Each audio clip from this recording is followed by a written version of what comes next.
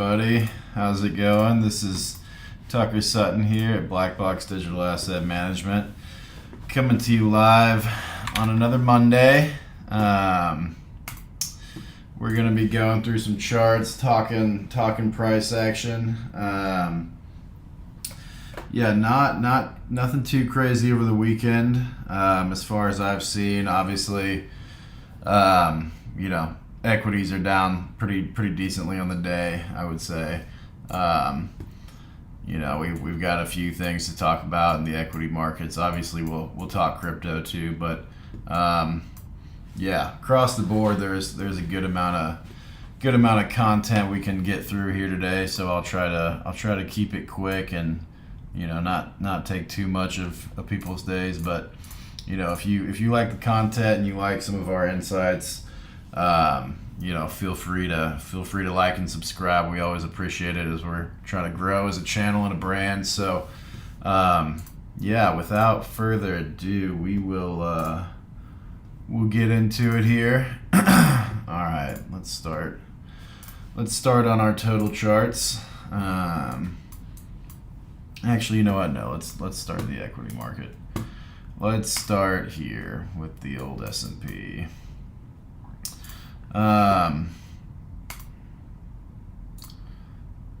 Okay.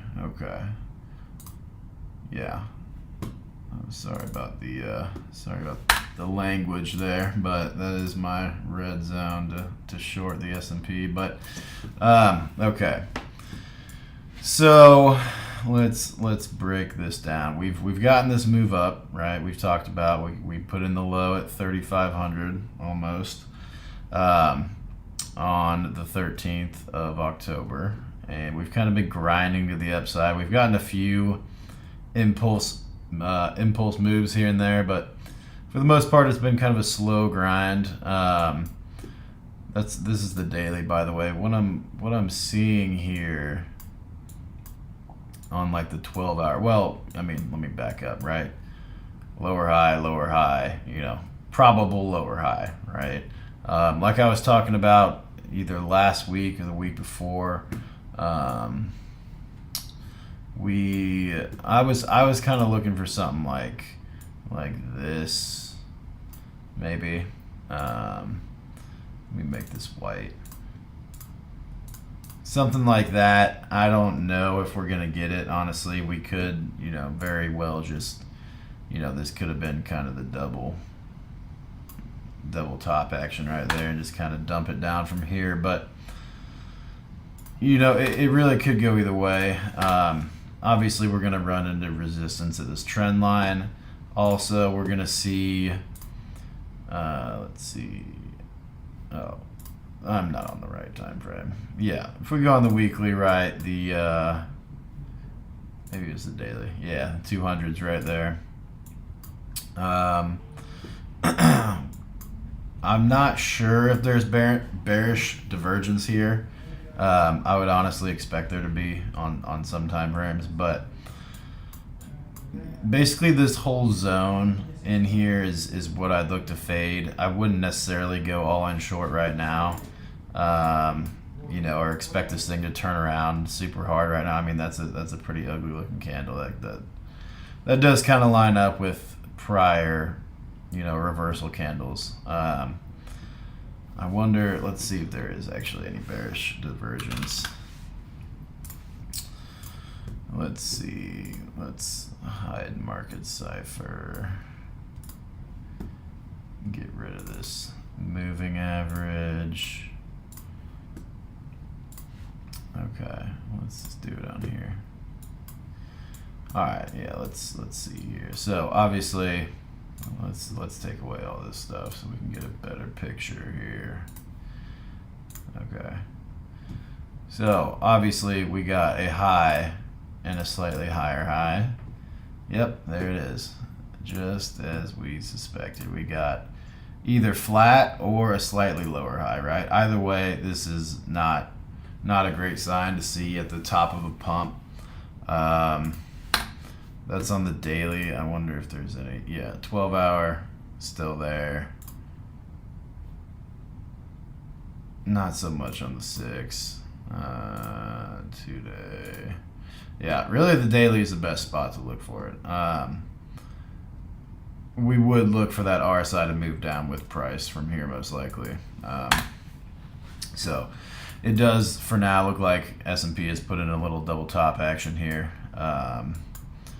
Let's take a look at market cipher. I'll get rid of RSI.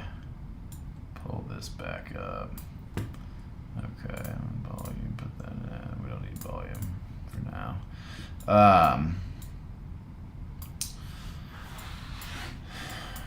All right. So yeah, I mean, momentum's been up here for a while. Obviously, this move up, the gap in the RSIs is something you look to fade, look to fade, look to fade, right? All these, you look to fade. So I definitely, wouldn't tell anybody not to scale into short exposure, up near 4,000s. We got up to 40, 30. So over the next few months, right, would those end up being decent entries for shorts? Probably. Have we top ticked? I'm not, I don't want to say with certainty that we've top ticked this rally yet, but I definitely think the direction is down, as I have thought it would be for a while. So that's basically, I mean, we can kind of, yeah, right. We've got this macro golden pocket here. I would look for that to be somewhat of support. We could come into here and kind of hang out for a little bit and pop, drop, right, something like that. But yeah, direction on a mid to long term time frame, I believe, is down.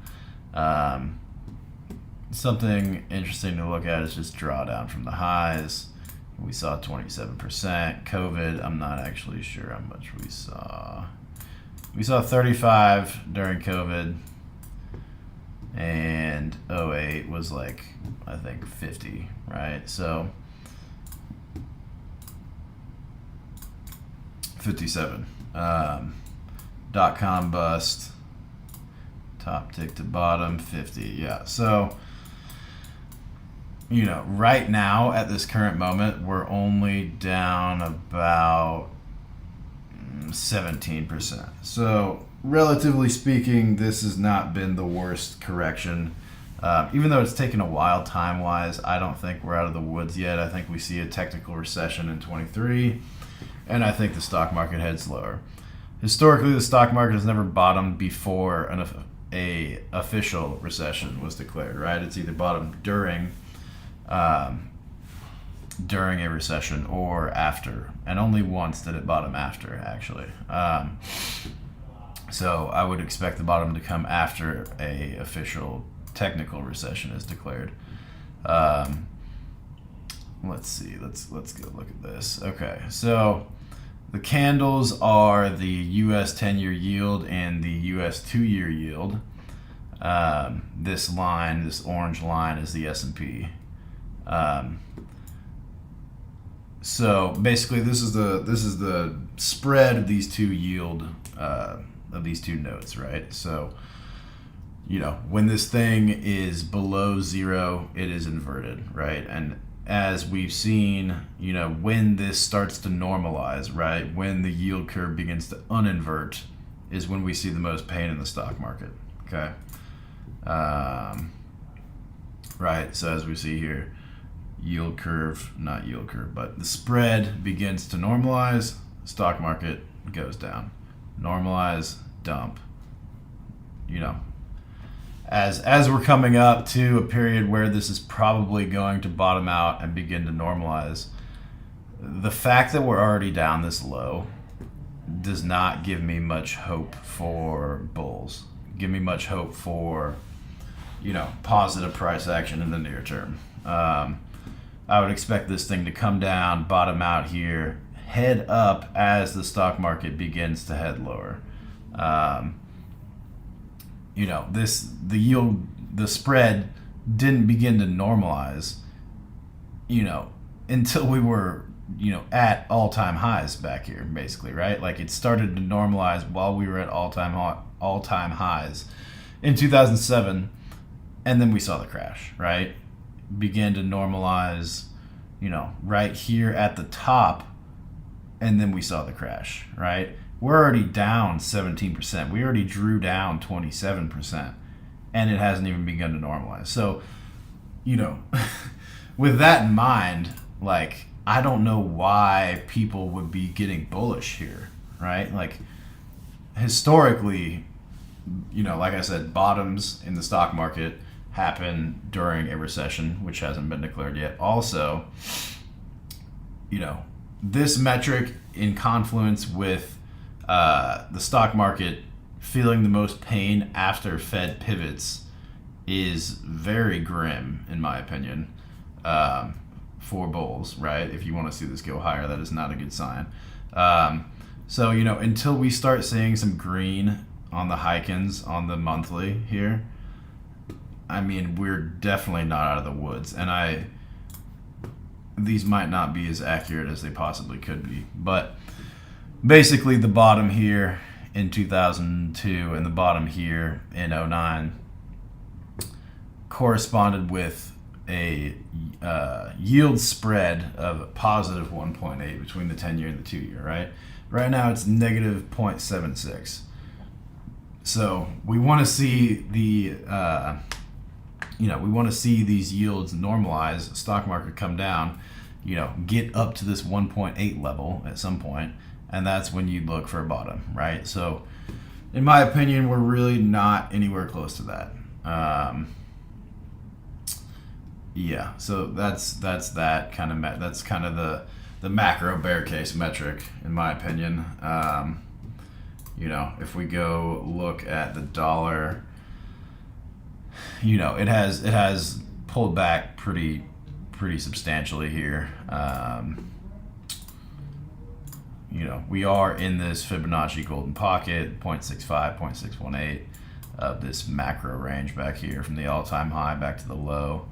I would expect it to consolidate here for a while, probably, right? Like, if it hangs out in here for a little bit and then it can, you know, continue up, that would be my base case probably. I don't expect it to just fly or nuke from here. You know, obviously the pullback corresponds with the bear market rally we've seen in the stocks, and actually not crypto because of all the, you know, scandals that have been going on with FTX and BlockFi and Alameda and all that good stuff. By the way, BlockFi filed for bankruptcy today, so that's another little piece of news if you hadn't heard that. But yeah, I mean, I would expect this to kind of, you know, maybe stay in here and then continue higher, something like that. You know, it is a break of structure, I will say that. There are equal highs back here at, you know, 103, which would correspond with the bottom of the golden pocket, which I think we could see. But in general, I think this trend is not finished. You know, during this whole trend, right, we saw pullbacks consolidate, up, pullback, you know. Just because we're having the first major pullback in the dollar does not mean it's over, and does not mean it's risk on time, and, you know, all that. So another sign to be cautious. With the VIX, back pull up these levels, right? We're in the sell zone, obviously. And the other two bear market rallies, let me see here. So this one, yeah, corresponded with the top right here. This top corresponded with this bottom over here, this 2018 level, really, 1918 level. We're not quite there yet. So could we have a little more juice in the stock market? Yeah, we could. But, you know, we did tap 20. So I would expect this to either roll over quick and bounce, or just continue higher. Target that 30 to 34 range up in here. Yeah, really 32 to 34 range. That's where I'd look for another bear market rally. You know, I guess, how long did this take? This took like 47 days from bottom to top. This one from bottom to top took 27 days. So, you know, if it took 27 days, you know, that would put a bear market rally this at the very end of the year. If it took 47 days, you know, mid-January, right? So I would probably expect us to dump into the end of the year with some tax loss harvesting and, you know, all that kind of good stuff from the traditional markets. I would probably expect to dump into the year, bear market rally to begin the year, and then probably. So let's draw this out. So let's just say dump into the end of the year, bear market rally.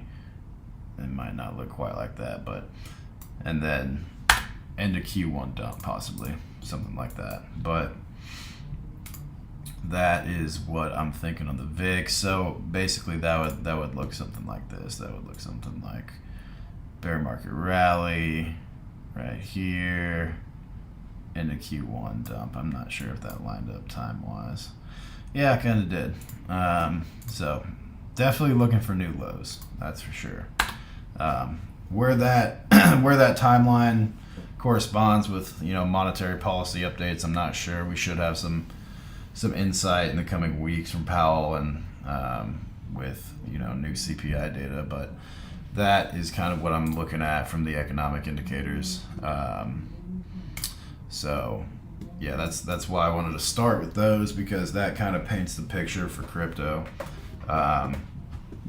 Because we're in a precarious place, right? Like, we are 20% lower than when the S&P was at 3,500, which is not a great sign.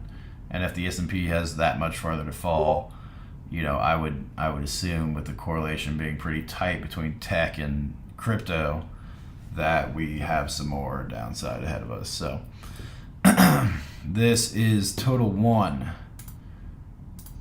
Yeah, still looking for that.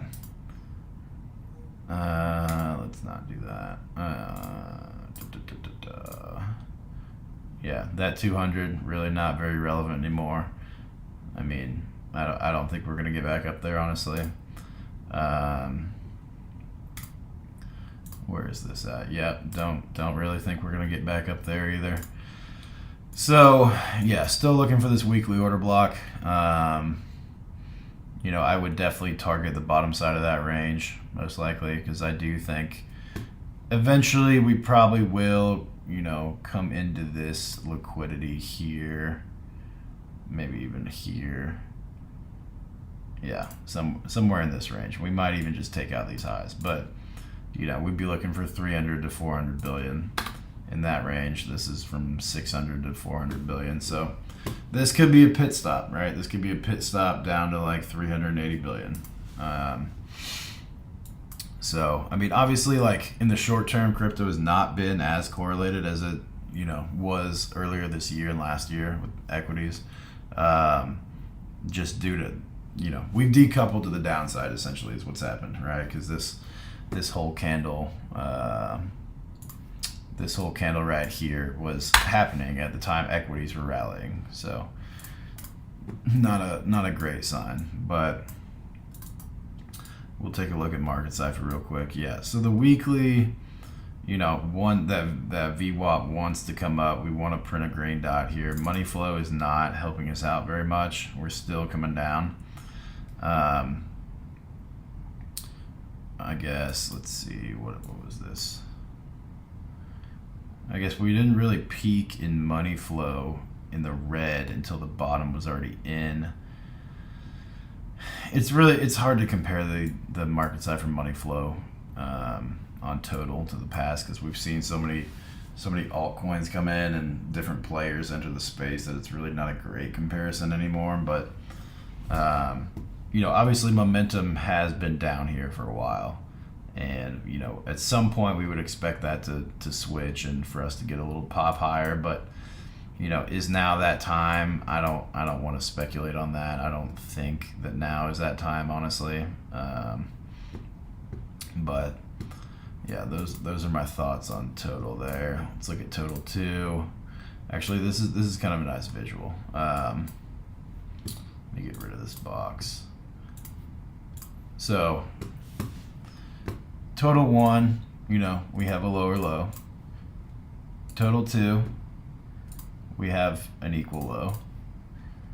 In total 3, we have a pretty significant lower low. It looks more like total 1. So this is everything. Total 1 is all crypto excluding Bitcoin, all crypto excluding Bitcoin and Ethereum. So from this, I mean, I would say obviously Ethereum has held up better, right? Like if we go look at the ETH BTC ratio, we're still elevated, right? If we go back on the weekly, like we're still pretty elevated. Let me take it off log. Yeah, we're still very elevated in my opinion. We want to see some phase like this, and where that happens, I'm not 100% sure, obviously, but I still want to see that 0.04 taken, right? I want to see this fib at least tested and probably taken out. I want to see this low taken right here at 0.05. So that would mean some pretty gnarly price action for Ethereum, right? Let's go look at this, right? So, you know, Ethereum is still not put in a lower low than the summer, right? And Bitcoin clearly has.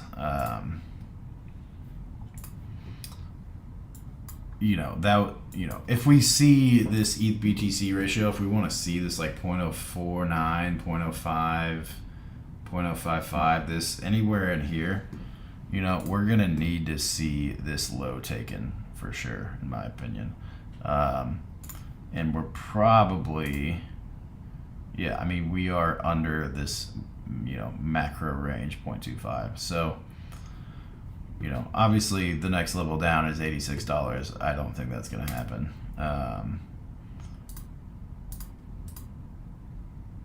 Yeah, this is what I'd look for right here. This gets a little local, a little too local. So let me get rid of some of this. Yeah. Okay. So, yeah, I would short a break and retest of this, right? I would short, you know, something like this. That's your trigger right there.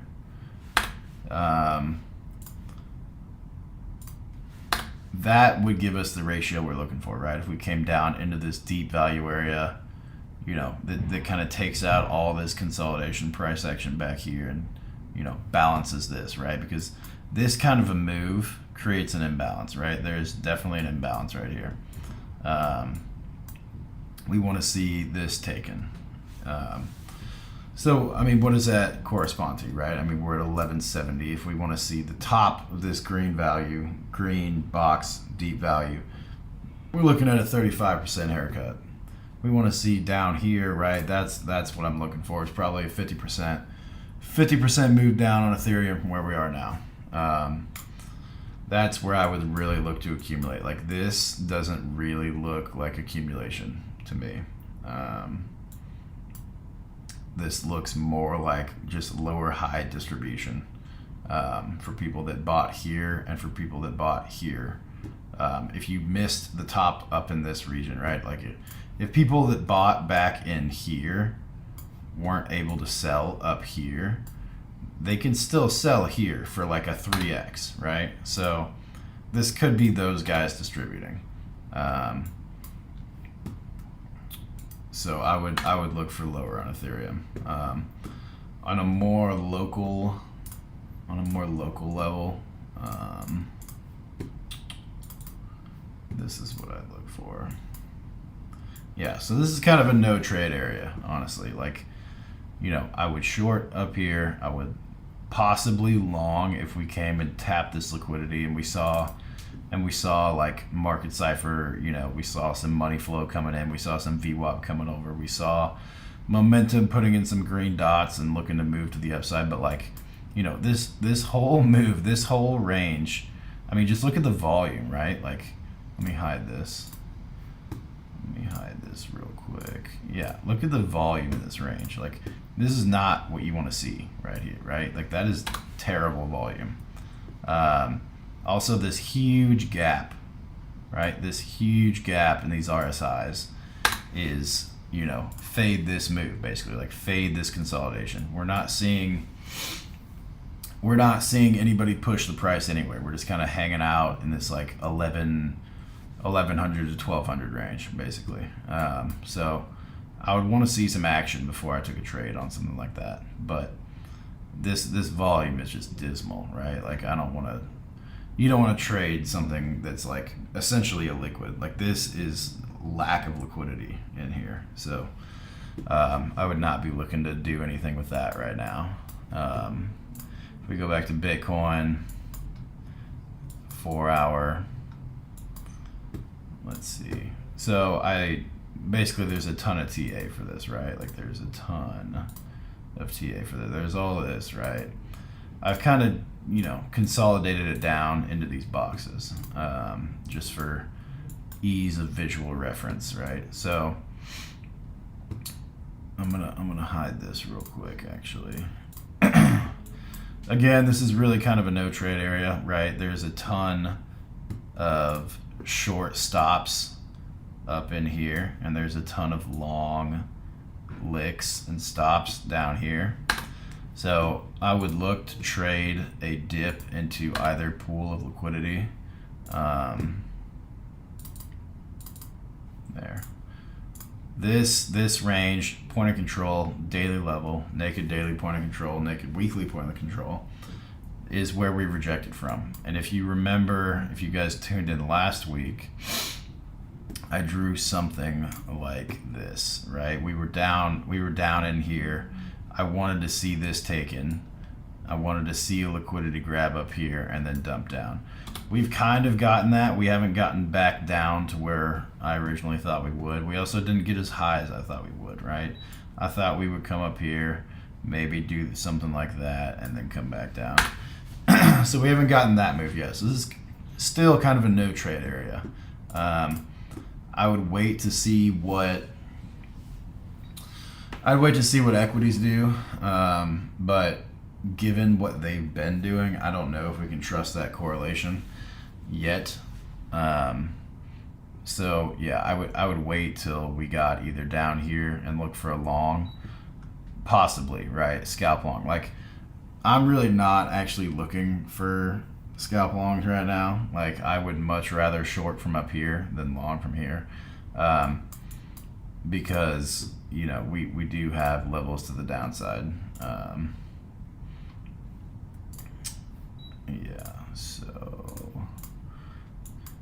I'd much rather take a swing short from up here somewhere than try to scalp a quick long while we're in a downtrend, right? Like this whole bear market, you'd be much better off taking shorts,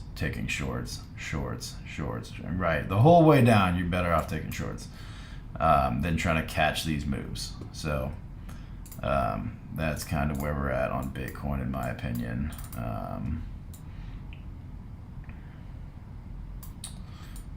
So we are seeing money flow kind of try to come back in, making higher lows here. We could put in a higher low here and then get a move, but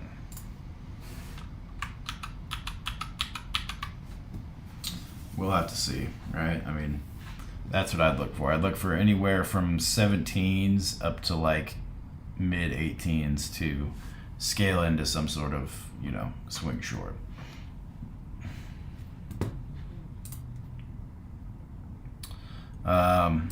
We can go look at some alts real quick. Nothing too wild has been going on in the altcoin market. I've been staying away personally, but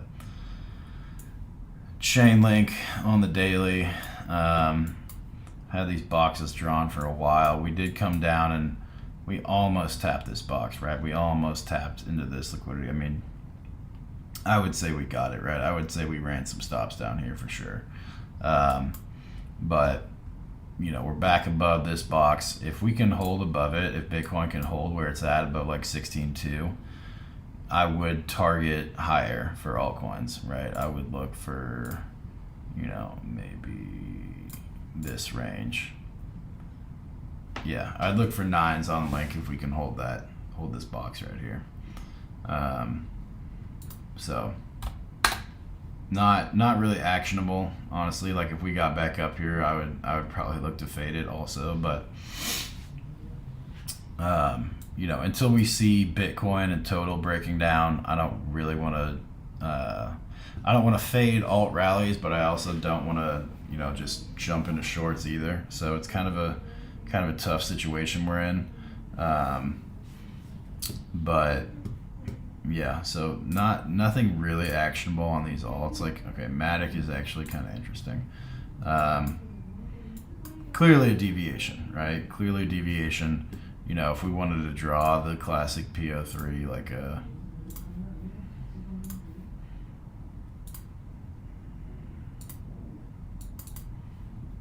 one of the, let's just do yellow.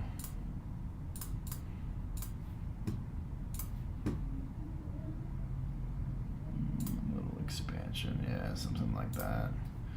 Right, the classic market maker sell model.